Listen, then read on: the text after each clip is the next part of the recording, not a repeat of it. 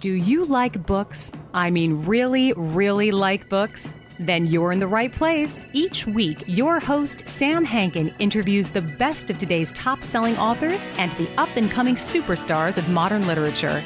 This is The Avid Reader. Here is your host, Sam Hankin. Hi, everyone. Thanks for joining us, as always, on The Avid Reader. Today, our guest is Rebecca Schwarzlose, author of Brainscapes, The Warped, Wondrous Maps Within Your Brain. Rebecca is a postdoctoral scholar researching brain development in the Department of Psychiatry at Washington University in St. Louis. She was the editor of Trends in Cognitive Sciences for 3 years. And as she says in her bio, she likes to think about science and the universe on scales large and small, but most of all, she likes to think about thinking. I feel the same way, except for me, thinking about thinking kind of obviates the me for me to actually work. But by the way, Brainscapes was supported by a grant from the Alfred P. Sloan Foundation Program in Public Understanding of Science and Technology. You know, they award almost $80 million in grants each year, including obviously NPR. So anyway, Brainscapes, we all know that we can see, hear, touch, smell, taste. Likewise, we are generally aware, sometimes I'm not, at least approximately where we are in space and in time. But have we ever really thought, where is the map that guides these senses and where each guide to each journey resides? So maybe today it's more of a GPS instead of those gas station maps they used to give away or the triptychs from AAA. Maybe we've also thought a little bit about our dog or our pig, say pig because I have one, and how they wander around and why their sense of smell and their ability to hear is more than we can comprehend. Well, so read Brainscapes and you'll get your answers. It's a very accessible manner and has a gentle sense of humor sprinkled throughout, which makes that comprehension so much more pleasant to obtain. I couldn't put Brainscapes down, which is a tough sell for a book about the universe within and without ourselves. And as you guys know, with an independent bookstore around my neck, kind of just kidding, kind of, it makes my job of selling so much easier, especially with such a great cover. So Rebecca, welcome and thanks so much for joining us today. Thank you for having me, Sam. Thank you for the kind words about the book. So why do you like cheese so much? Well, I grew up in the Midwest in Chicago area, and there we think everything's better with cheese. Well, the reason I ask is because look at this. This is the guy I'm interviewing tomorrow. Whoops. Can you see this? It disappears a little bit. Oh yeah, because it's called A Cheesemonger's History of the British Isles. So it's kind of like a map too of cheeses throughout the UK. So I'm really excited about that. That sounds fabulous. I know. First question is, what's your favorite cheese? So the cover and the UK cover, both of them are really cool. And you can always tell when a publisher likes you when you get embossing, which you got on yours. So can you show it? Can you hold it up? Yes, yeah. So here is the US version, which is looking backwards, I think, because of Zoom. No, it's forward. It's forwards. Okay, good. I guess it's flipping it for me. And yeah, that was such a surprise to open it up and feel the texture on here. I just wanted to run my fingertips over it. I think they, Houghton Mifflin Harcourt, the publisher, did an amazing job of handling the book and helping me just put it together, and they made it so beautiful. So I'm very grateful for that. And then, yes, this is the UK version, which is, they tell me that in Britain, the Brits like their covers a lot more colorful. So this is has a very different look, but I really enjoyed both of them. Yeah. The UK cover gives you your brain stem. That's right. It is not excluding anything. This is excluding part of your, well, no, never mind.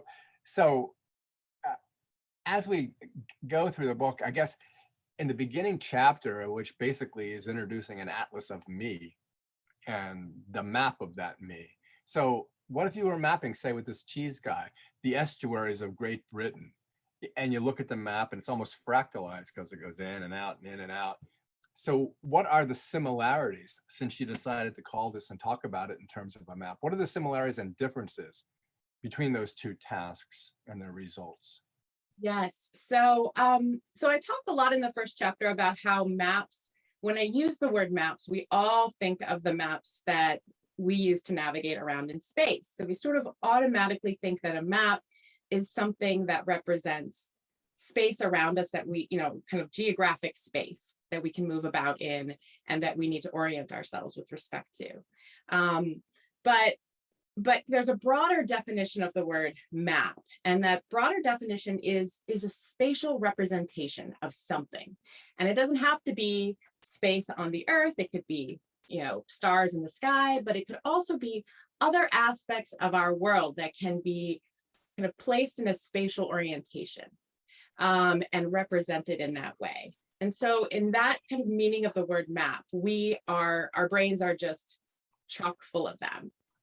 And they are similar in some ways to geographic maps, but different. And in fact, one of the things I don't get to talk a lot about, I had to trim down in a way, was that, interestingly enough, one of the things that our brain doesn't represent with maps is geographic location. So that is something that is represented through what's called neural codes, which is kind of a complementary way in which the brain represents information. And between codes and maps, we kind of have everything covered with this little bit of brain space that we hold on to. Yeah, everything kind of tees off, because then you could talk about your spatial referential guide, which revolves so much around your ears, which we don't even, I can't go off as I usually do, because I have actual pertinent questions, because the chapters are so well named, so it's a lot easier to go through things. So if I was going to ask the next question, it goes to the concept of tyranny of numbers, because I've always been interested in that. Because I remember, I think you're too young, but there was the Cray 1 computer. It was this beautiful, aesthetically incredibly pleasing computer, but it had 500 miles of wire. And they finally decided that they couldn't do anymore because most of the components of the computer would be solder. So talk about how that works with us.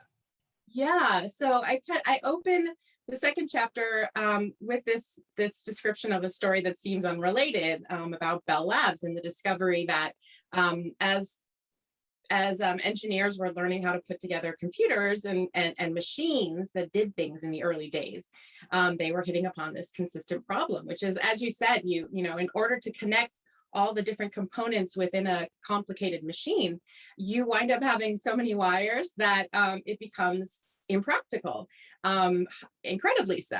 And in fact, what I explain is that our brain is under the same constraints, that our brain is like, what it really is these billions of neurons and other supporting cells, and the neurons have to connect with one another in order to communicate and represent and process information. And those wires, they take up space. I mean, they're called axons, but those connections between those neurons take up space, and they take up a lot of energy. So in order to make, this device that we have here, and to make it practical and to make sure that we don't starve, it just so that we can support our own ability to perceive things, evolution has hit upon this remarkable solution of generating maps within the brain. And these maps allow you to put all the things that need to talk to each other, as close as possible. Not all things, but you try to make it so things that need to talk together are close. And therefore, you wind up actually creating these literal maps of your senses, of what you see, of what you feel, what you hear, of the space around you and the objects in them, in the surfaces and tissues of your brain. They're represented there, and that's because of those physical constraints for survival. What was kind of scary about it was when you talk about like taking a pencil, well, not here, well, maybe here, but on your knee, and you just touch this one point.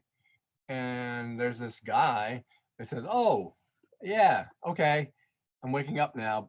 He doesn't care whether you're scratching your back or someone's giving you a massage, but he just cares about that tiny, tiny point. And it's so hard to wrap your head, no pun intended, well, actually, that's the way you're always doing it. It's so hard to wrap your head around the concept of so much of that going on. And the other, it's not really a metaphor. The other picture, oh yeah, there's great illustrations in this book that are very helpful in understanding, like the whiskers of a rat. And you feel like there's a receptor for each of those whiskers that gives the rat a really good idea of where he is in the sewer. And so you're talking about the Tyranny of Numbers. How can you justify that? How can you correlate those two and say, yeah, it works this way? You mean how can we confirm How is that it? No, how is it possible? You're talking about the tyranny of numbers, but then you make this point that every little tiny thing is connected to another little tiny thing. Well, it's possible because there's quite a bit actually that's happening around us that we aren't even perceiving or aware of. So it's possible because in a sense, our neural architecture and our kind of the periphery, our bodies themselves are specialized to process different types of information in different parts of our bodies and to specialize on processing some things and not others. So your eyes at the front of your head and there's nothing to see in the back, you just sort of give up on what's back there, right? And likewise, we have fingertips that are far more sensitive. There's more touch receptors in the skin of our fingertips. And then in our brain, where we have a map of the touch on the surfaces of our body, that area is further magnified to preserve all the little detail from the fingertips.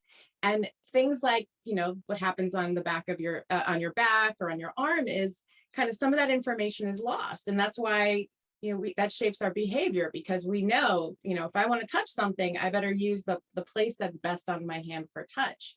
So we don't even realize in some ways how bad we are at seeing out of the corner of our eyes or feeling with our backs, because we don't do those things. And then the corollary of that is that one diagram that we've all seen since we were little kids of the mouth being gigantic, and the hands being gigantic. And it was so familiar seeing that. And then you do it for the other animals, the rat and the pig. And I was thinking of, did you ever read The Once and Future King by T.H. White? I think in high school. Because Merlin's like playing around with Arthur. He calls him Wart, and he transforms him into a fish, and then a hawk, and then an ant, and then a goose, and a badger. And he gets to do, and you even say it in your book, you say, imagine, if you imagine this is what it would be. And that's what he gets to do. And you almost do that, which is really hard to do. I thought that was really good. Well, thank you. I've thought a lot about this because, as I mentioned in another chapter about smell, my mother didn't have a sense of smell. And so I thought a lot about, as a kid, even like, how do you, I want to describe what smell is to my mom, and she's never experienced this sense since she was born. So how do you imagine something that you've never experienced? And it actually kind of came full circle because, as I talk about in a later chapter, when we imagine things, we are very much harnessing these maps that we also use to perceive the world. So, the same maps that allow me to feel something touch my hand allow me to close my eyes and imagine something touching my hand. And that's why when you create mental imagery, it feels so much like actual sensation, because you're harnessing some of the same architecture to make that happen. And it also helps explain why it's so darn hard to imagine something you've never perceived, because you don't have the neural architecture to represent, for example, a totally new body part that you don't have, or vision from the back of your head, or if smell if you've never smelled. So I think so to me, I had to think about, what would it feel like for a pig, and how can we have to find a way to translate that to what we can feel, because, we don't have a snout like a pig, obviously, but we can think about how it would feel similar using our own body architecture and our own ability to perceive with that body and brain structure. When you talk about deafness in certain frequencies or blindness, a lot about blindness, and it reminds me of this science fiction short story I read one time where this guy goes to an alien world and they have another sense. And the way it's described, it's a beautiful sense. So he keeps asking them, let me have they can give it away but only for an hour. And he keeps asking, and they go, no, you really don't want to do this. But they give it, he begs them, and they give him the sense for an hour. And it's so beautiful and sublime that he's like, so blissful, but then they take it away after the hour, and the rest of his life, he does nothing but mourn the fact that he no longer has that sense. So ignorance is bliss, I think. Sometimes. I could see that. And it's interesting to try to think about, what would it be like to have a different sense that we don't have? And I talk a little bit about in the book. I had to, again, cut some things. But there are lots of animals who do have senses that we don't have.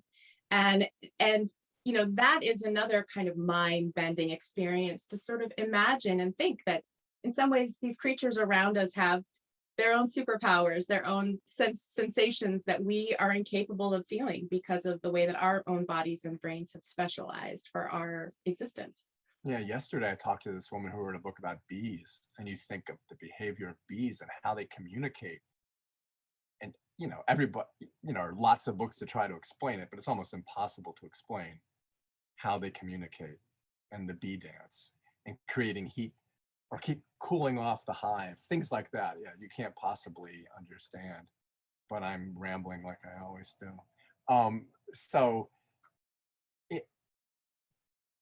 That also, what you've been saying also goes back to that old cliche that what I perceive as green is not necessarily what you perceive as green either. And I know we've all talked about that, but that's something that I never really thought about when I read your book, because I don't know if you actually, did you address that? The concept of, different, you did a little bit about different. I mean, not exactly. So I don't talk so much about color and sort of labels as well. So there is this whole other way in which language interacts with perception, and how, what I call green, I might experience as something different. That has, both kind of a neural aspect to it and sort of a linguistic aspect to it and almost a philosophical aspect to it. So I don't really get into that, but I do think about like how our perception of the world in terms of what's called acuity, kind of like the fine details that you can make out through your sense of touch or visually. Those details can be the layout of the map, like how exactly it's warped, how it gets stretched for the sweet spots, and to what degree will determine, will shape how well you can feel or how well you can see.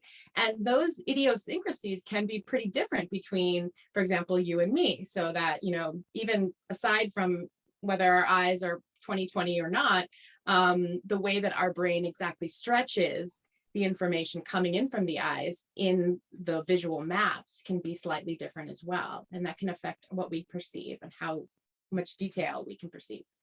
Yeah, and as you said, it's not only philosophical, it becomes kind of metaphysical. Can I ramble for one more second? Please. Okay, so in the past couple of months, I've interviewed Frank Wilczek on he wrote a book called Fundamentals. He's a Nobel Prize winner. And then Math Without Numbers, and then 7.5 Lessons About the Brain by Lisa Feldman, and Galileo's Error by Philip Goff, and The Case Against Reality by Donald Hoffman, and Rethinking Consciousness. And I've gotten all those authors really pissed off. And the reason I get them pissed off is because I say, what about solipsism? Which of course means that only one of us is here. But they all get upset because you all have your own theories that you really like, and it's not convenient at all to think about the possibility of solipsism. Not that we would do anything different, but have you ever thought, well, yeah, you think about thinking, so you've thought about that.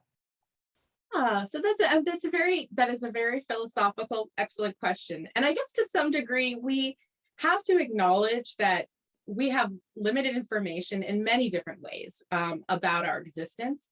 And we have to, even those of us who are not scientists, we need to all kind of in our own way venture our educated guesses about what we think is happening, and scales great and small. So I think, part of that is that in science and in existence, there are things that are hard to rule out and maybe not impossible, but also, a lot of us in science, we like to think about what is the most likely solution, or what is the explanation that, has the most support or the most evidence. And so So I think that's part of why scientists, would avoid that particular explanation. But it is a fun thought experiment. Yeah, I think about it a lot, and that's because I'm narcissistic. But, it's the other thing is I asked the fundamentals guy, Frank Wilczek, who's a mathematician and a physicist. I said, why isn't one a prime number? Because I've always thought about that. It's divisible by itself, but it's also divisible by one. The question is one different than the essence of what it is? And he goes, because it wouldn't be convenient. Well, and I was going to add, actually, in our universe, it wouldn't be convenient yet, but also like in our universe, convenience and sort of energy efficiency is such a driving force. So unless you are imagining that as well, assuming that, the intricate and the complex and the energy burning things that we do need to have a reason for them, right? That they have to be supported by things, and we have to therefore that nothing like comes for free, at least in the universe as we know it. So having this fantastical experience in your brain or in your singular mind would be very energy inefficient. That's a good one. But you talk about energy a lot and how much this thing uses up. I mean, a good proportion of what we're taking in is used up by these billions of connections. Yeah, well, I mean, the thing is that we take our mind at face value. This is what being conscious is like, but it is so intricately shaped at every level by being parsimonious and being being very careful about how energy is used and how space is used so that we can survive. And so like everything that we do, it has to have a benefit for us. I mean, everything that our brain, all the architecture there has to really be worth it, because, up until recently, it was very easy to starve to death, and I mean, it still unfortunately is in place. I mean, staying alive is hard. And so the architecture that we have is just beautifully suited because of time, because of experience, because of many, many other people who've perished, to allow us to survive and eke the most out of what little brain space we have. Yeah, and that goes to another thing which I've often thought about is, you talk a little bit about imagination, and then I guess if we're going to move along, imagination, communication, understanding, the concept of a portal. And those are things that, again, go to my science fiction mind. And especially and then I compare it to dreams, like the weird dreams I had last night. And I woke up this morning and I'm thinking to myself, like you might do, is wait a minute, maybe that was my reality. And this interview is not. But so where does that reside? Where does all of that reside? There's no need to touch.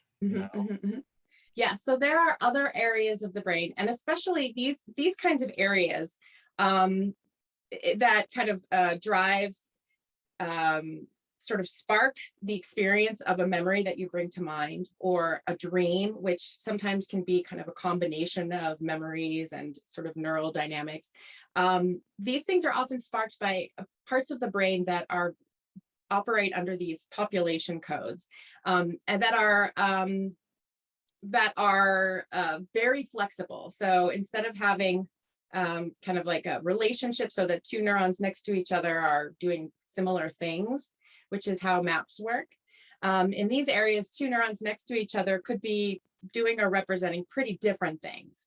And they sort of reach out and sort of spark through their pattern of connections. They spark patterns of activity throughout the rest of the brain that become instantiated as this is an experience of X or Y. And in doing so, they start pulling the brain maps into the mix. And that's, again, why when you generate mental imagery or dreams, you are using these perception maps. And you can even see that activity if you were to scan somebody while they were having a dream or while they were imagining. You can see the activity in those maps. that is reflecting that imagined or dreamed content. But the actual place where that kind of wacky dream begins is those are areas that are not maps, that are sort of more more flexible and a bit more rogue. Isn't it funny how you smile all the time and you laugh because it's like you like this so much you can't help it? I do that too. Isn't that weird? Look at you. Yeah, I apologize. I don't know. It makes me giddy. I mean, it's exciting. It's really, there's nothing more fun than thinking about why we are the way we are and what our experience is made of. So yeah, I get a little bit geeked out and excited. It's nice. I don't take it for granted because you and I both have the luxury of being able to do that. You know, a Yeah, lot of people don't. absolutely. So I was reading this. Wait a minute. Oh, darn it. I'm not bringing it down. So I can remember there was this article in the Atlantic the other day. Oh yeah, this one about neuroscientists have discovered a phenomenon they can't explain by Carl Schoonover and Andrew Fink. Mm-hmm. And they were doing this experiment with mice who they give them roses to smell. And then a month later, there's other neurons that are smelling them. And I immediately thought of you and I was going to say, hey, you're wrong. Fair enough. So that, and actually even in the book, there is sort of an allusion to that, which is that when you, so I talk near the end of the book about brain-computer interfaces, or BCIs, and how now we have the technology to actually have a computer interact with your brain map in either kind of inject sensation into it by manipulating activity in the map or reading information out of it. And one of the things that's been actually known for decades is that when you have something in the brain that's trying to read out, like say if you have somebody who's paraplegic and you put something in their motor cortex and you want to decode from their motor cortex when to move a robotic arm, over time, they have to keep recalibrating that system because something slightly changes about the representation. Now, it's tricky because there's a lot of things that can change. And I think one of the things that it suggests to us, so there are static aspects to the map, but also there's a dynamic nature to the individual responses of neurons. And there's an incredibly powerful effect of context and learning, so that over time, your brain, this month is not exactly the same as it was last month because of all the things that you've done in between, right? And so if I keep an electrode in your brain in the same place, and then a month later, it's doing something slightly different, which is what they've been finding with these BCIs, right? It's a little bit different. It's still a motor area, but maybe the exact signals aren't meaning exactly the same thing. That can be a really fascinating way of thinking, like first of all, that you are changed and your neural activity, even in like a visual map, is shaped by kind of what you know about your world.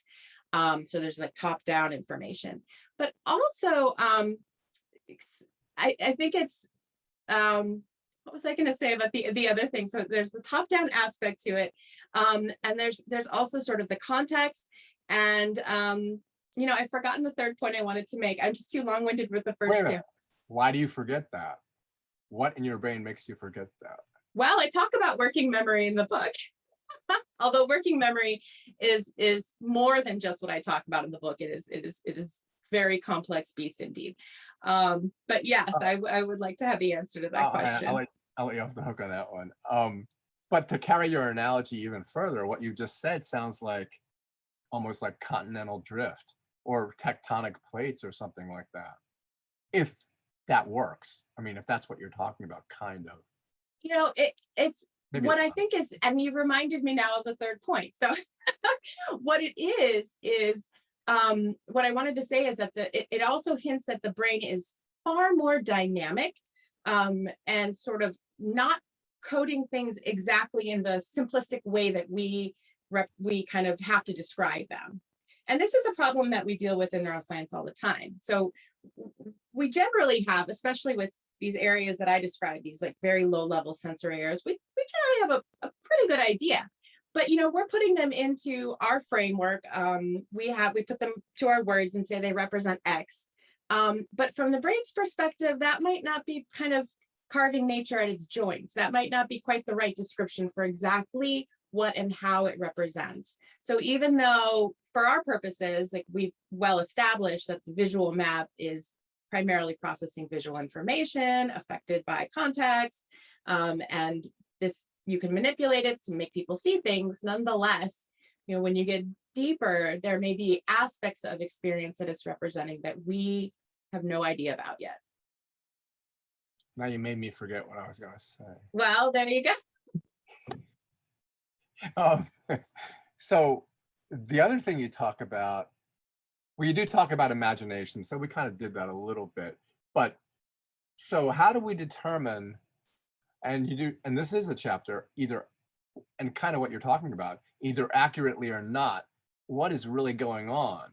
And then, like we're doing now, which is, again, going back to my silly solipsism, how do I accurately, and how are you accurately representing to me? Yes. Yeah. How does that work? Yeah. So I try to make some inroads into that in the book. And I do talk about one thing that's been kind of beautifully studied in terms of communication and shared meaning, which is the work has shown that when you communicate something, as I'm doing to you now, if you were to put me in a brain scan machine and you in a brain scan machine, you would see that what I am saying and what's happening in my brain, a lot of it is the same brain maps in somewhat similar kind of activation patterns are going to be reinstantiated in your brain a few seconds later as you process what I say and you kind of strip it down to the original meaning. And so there's a way in which you can think about sort of the accumulation of meaning in our shared experience in a physical world and our shared neural architecture that reflects our experience in this physical world that allows us to have this synchrony that you can actually see happening in the brain. And the more that we synchronize, the more that your brain activity looks like my brain activity after we have this conversation, the better you will remember what I said, and the better you will comprehend what I said if you were tested.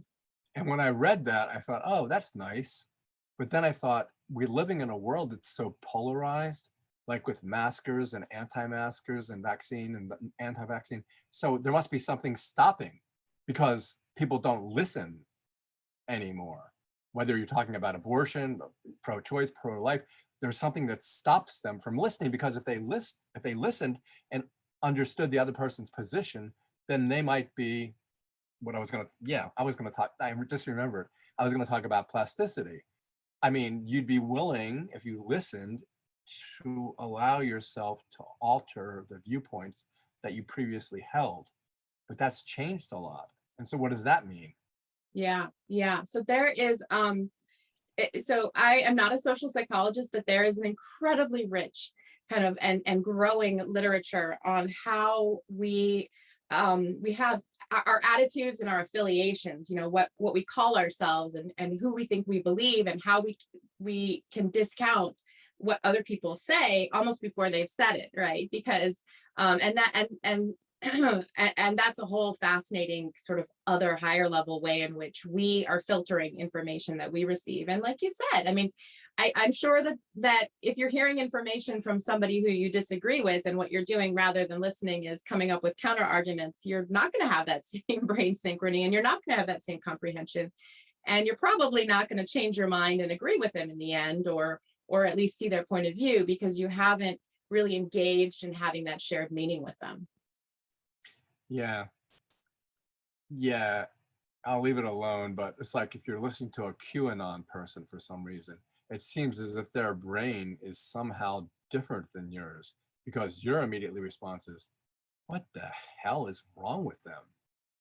I think what's amazing is that I think what you surround yourself with, your environment shapes what is normal and seems acceptable and credible to you.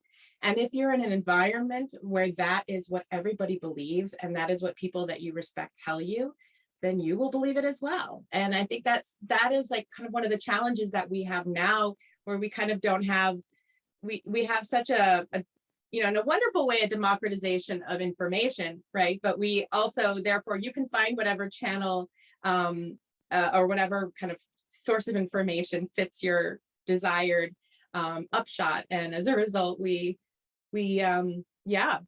I think some people are not, they're not getting exposure to the reality, or they don't trust the sources that are giving it to them. Yeah, and that kind of like, it's not primal, but maybe it's like seminal. The idea, my first year of college, I went to this like, really liberal college, and the curriculum the entire first year was nature versus nurture. So every class dealt with an aspect of nature versus nurture. And that's kind of what you're talking about, right? I think it's a little different. I think it's a kind of more on the social psychology level of having an attitude, having a belief, having affiliations, and saying, these are my people. I trust these people. I don't trust those people. I'm trying to get you to stick it in a different part of their brain, and you won't do it. We all have the same brain. It's just the information that goes in and comes out that, is different. And, all of us are guilty of filtering information that we receive based on what we want to believe and what people that are close to us and that we think are part of our group believe. So that's something we could all work on. Well, it's funny because when you talk about social psychology and all the work that's being done in it, that's what maybe when I was researching and looking at like abstracts about your work, how do you, okay, you write this book that, it's popular science, and everyone who comes into my bookstore is going to look at this cover and do that feeling thing, and they're going to pick up the book, because I've said this 1,000 times, but anyone who says you can't judge a book by its covers, everyone who comes into my bookstore, that's what they do, no matter what you say. So I guess it's like, yeah, I don't know, it's like, what experimentally do you do that gets you to the point where you're able to communicate this in this fashion? It's like I'm saying, I'm looking at abstracts, and I know someone, who puts placer cells in mice to determine how memory is mediated by fear from the hippocampus to the cerebral cortex. And that's about as far as I can get. But what kind of stuff are you doing that gets you to this point? So in terms of being able to communicate these ideas to a general audience? Yeah. I love talking about this because I think that, first of all, we don't give scientists many opportunities to train in communicating to a general audience, even though it would behoove them and behoove society. But one of the things that I intentionally did was I went to, my mom's book group, and I went to the playground and talked to other parents who were just there. I tried to explain these ideas to people who've never heard of them before. And I kind of would gauge the things that they would be like, what's that? What are you talking about? That doesn't make sense. And it wasn't always what I at first intuitively would have guessed was challenging, because I've been familiar with these ideas for a long time. And, the people around me in science are familiar with these ideas. So that was incredibly helpful, getting that first person experience of saying, these are the concepts that need to be explained, and here's why. And I also made a point of reading popular science books that are outside of my field, things like, astrophysics books and biochemistry books, and things that where I got to feel like the outsider who didn't know the jargon and didn't know the system very well, and needed all that help. And it was really great, because then I got to kind of observe as the outsider what worked and what didn't, what aspects, what kind of techniques helped me have access to that expert knowledge, and then tried to employ that myself. Okay, here's a Terry Gross question, which I try to stay away from. But like, when did you start thinking like this? Were you like 8, 6, 5? I was sort of a studious kid, and I sort of had I was very introspective, so I was very interested in thinking about minds and behavior. But I didn't know that it was a thing I could study at that time.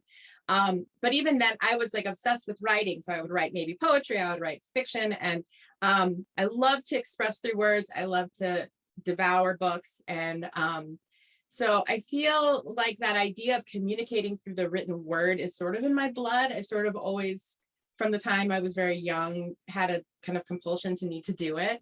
And then as I was exposed to neuroscience and psychology and was able to give words to these questions that I had been pondering on my own, the idea of marrying those two loves was pretty appealing. Did you watch people? When you say you're introspective, but did you like say in the schoolyard at recess, did you kind of like watch? I was an awkward kid. So yeah, I was often sitting by myself or, sort of observing and thinking like, why am I by myself? And how come they get along so well? And, why are these people fighting? So I don't know. I was sort of I was thinking more than interacting. Yeah, that's how I was. I used to go to sleep and that was so weird. I would go to sleep and I would think that while I was asleep, my parents would dismantle the universe because there was no point to having. I keep going back to solipsism. There was Yeah. no point in having the universe exist if I wasn't there. So they dismantle it at night. And then right before I wake up, they would like put it back all together again. And that was like when I was 6 or something. So yeah, that's how I turned out so weird. I love that. That's great. It was like a lot of work, but that's the same energy, the same work and energy that the brain's doing all the time. Inefficient. Yeah. Well, all right. So like, this has been great, but in conclusion, you picked the word Brainscapes. So it's your word and you gotta, you own it. So it immediately makes you think of landscape, which is what you're doing. But landscape is like, it's like a visible feature that we see of land and land forms and how they integrate with natural or stuff we do. And it's like, it's vital to your identity. And so it helps you develop your own self-image, a landscape in a sense, and differentiates you from other people. And it's kind of also dynamic. And you did touch on that, on the dynamic aspect of it. So why did you choose? What was it obvious to you that this was the analogy that you would use from the very beginning of the book? I guess it was, because that's what it is. I knew that I mean, even, in neuroscience, we call these areas topographic brain maps. So even in the scientific lingo, that analogy looms very large and kind of defines how we talk about these areas, that they are maps in their own sense, even though they're not the same as the map, on your GPS display. But what I wanted to do is take it a step further and explore a little bit more about how these maps and the way that they kind of allow us to represent our world.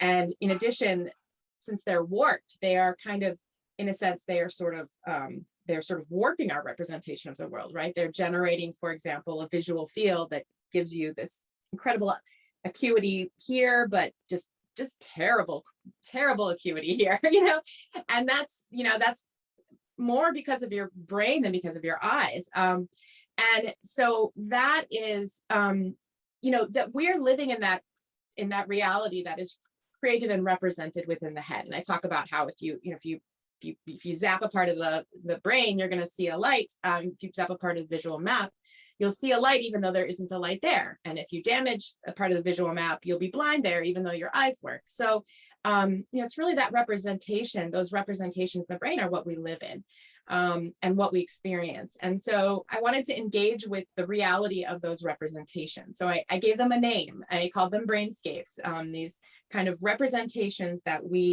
that are created, that arise from these maps or occupy the maps, and that we use to make sense of our world. So it's not, it's not exactly the same as a landscape, and I don't mean to sow confusion with it.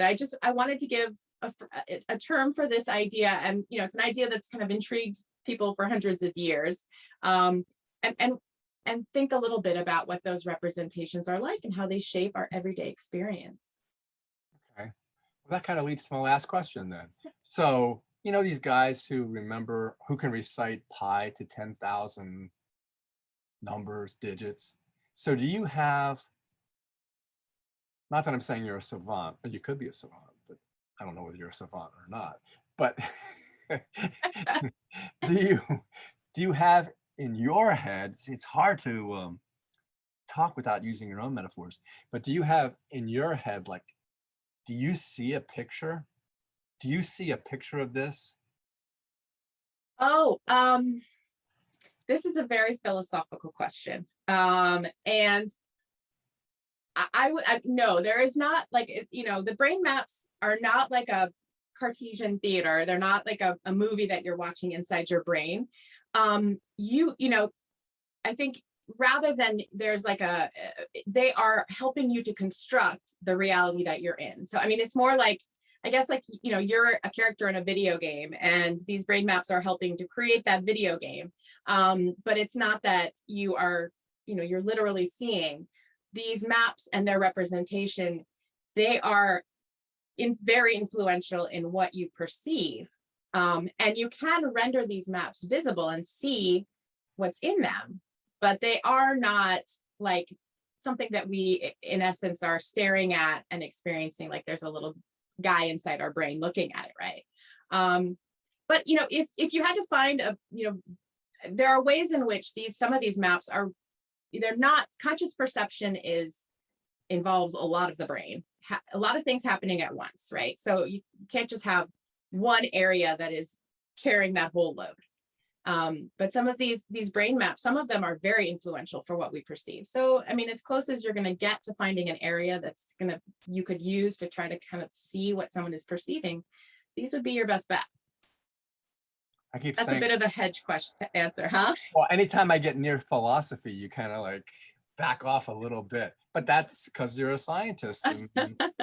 Well, there are some amazing philosophers out there studying these things, and I want you to ask them. They're the qualified people to answer these questions. And once again, another question I asked all these guys, and I do it, I guess part of me does it specifically to irritate them, but because I like doing that. But the other question is, like, I always say it this way: do you think there's a ghost in the machine? I think the machine is the ghost. I think a lot of people think that having a brain that's just physical, that doesn't have a soul, that is depressing and sad and sort of dehumanizing and therefore can't be true. And I'm not trying to say that, people believe what they do about a soul, but what I think about the brain is that, and I hope that you can come away from this book feeling, is that the physical properties of the brain, are amazing and in their own way miraculous, and they're enough, and we don't fully understand how they're enough. But when you look under the hood, you can see the ways in which they can be enough. And when you also go the other direction and you look from psychology, you see the ways in which our conscious experience is not nearly as rich and continuous and logical and that as we think that it is, and so that we really are kind of crafting between this fabulous, efficient brain that's doing as much as it can, although it's still very limited, and this big wide world that it's trying to represent. We're finding this happy medium, and that these the principles of representation allow us to do that.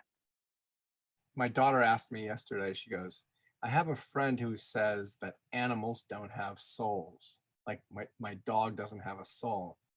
And I said, well, I guess first we have to, one, figure out whether people have souls, and then secondly, go back and go, what is a soul? And you're not going to tell me what a soul is, are you?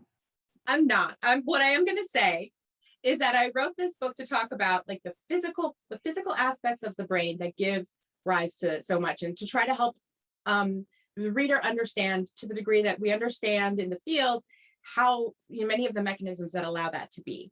And what I felt is that in coming away from it, even though it's physical, it's all physical, it's all science, there's a spiritual kind of really broadening feature to it, that it's connecting, it's unifying, it's kind of remarkable. And so to me, I find that very uplifting. And I feel like, for me, there is a soul in that machine, because that machine allows us to do what we do, and that it connects me to you and to everyone else. So for me, that's a big deal. Me too, because I always like to end when I feel like I've painted someone's kind of in a corner. So I kind of did, because your friends are going to say, what were you saying about this soul? I don't know about that. Well, those are the deep questions that everyone comes to themselves. But for me, I just think there's a lot of beauty in what we can already see from the perspective of neuroscience. Well, in terms of selling your book, which I don't know whether I'm good at it or not, the thing that's cool about it is it's like reading a novel where at the ending you're wondering what's going to happen to these characters, like it's not wrapped up in a bow, and you're going, I wonder if they're going to get married. I wonder if they're going to succeed at the business. I wonder if they're going to realize the error of their ways. This book kind of did that, because it makes you want to explore. And yeah, so that's why I'm picking it up and showing people as they enter. And again, my daughter, she's kind of a pain in the ass, but also she will stay behind the counter. She'll get out from behind the counter, go to the front table, grab your book and go, you have to buy this. Oh. And she's good at it. Well, thanks to your daughter. I'll tell her. Anyway, it was a pleasure talking to you. I really enjoyed it. Oh, so much fun. Thank you, Sam. I enjoyed it too. You're welcome. Talk to you soon. All right. All right. Bye-bye. Bye-bye.